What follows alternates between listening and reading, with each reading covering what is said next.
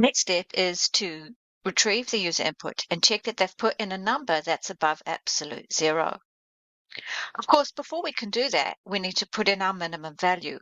And rather than having mystery numbers, it's common to put in a constant and then refer to that constant later on. When I tried to put the constant directly into the class, it gave me a PEP8 error, as PyCharm thought my constant was a variable. I researched for a solution, and the best option is to create a small file which holds the constants, and then import all the constants at the top of the code. We can then easily reference them from inside the code. This means that your next step is to make a small Python file called all constants, and put in the constants for absolute zero in Celsius and absolute zero in Fahrenheit. Then we can go into our converter GUI, make a new version, import all constants as C. In order to control what the button does when it's pressed, we need to go down to the list where we made our functions. And in the third item of the list, we can put in a function call so that it takes across the minimum value. At the moment, check temperature is underlined in yellow because we haven't yet created that function. For our Fahrenheit button, we'll want to call the same function, of course, taking in the absolute zero for degree C.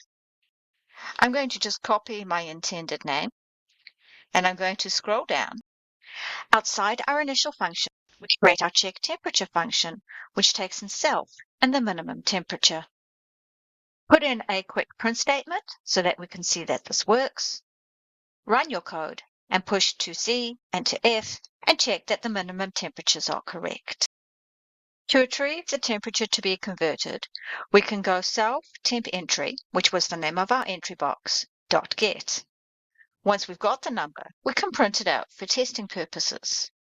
And as you can see, that works successfully. The next step is to check to see if that number is valid. Please pause this video and see if you can write that code for yourself using some try except code and printing out whether the number is valid or not. So here's the first part of the code where we can try and convert what the user put in to a float and check that it's more than the minimum temperature. Of course, if they don't put in a number, we'll get a value error. And in that case, we can say, please enter a number. We can see if this worked by trying something blank and it says no, we need to put in a number. And if I go minus 273.1 and I try to convert to Fahrenheit, I get a different error message. If I put in something valid, it says I'm fine.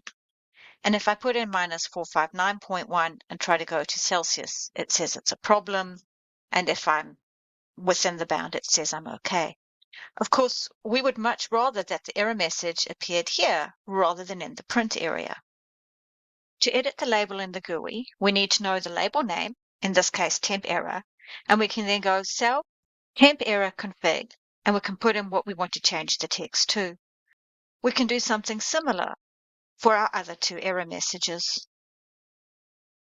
And as you can see, that works as expected. As this video is getting a little bit long, we're going to continue this process in the next video.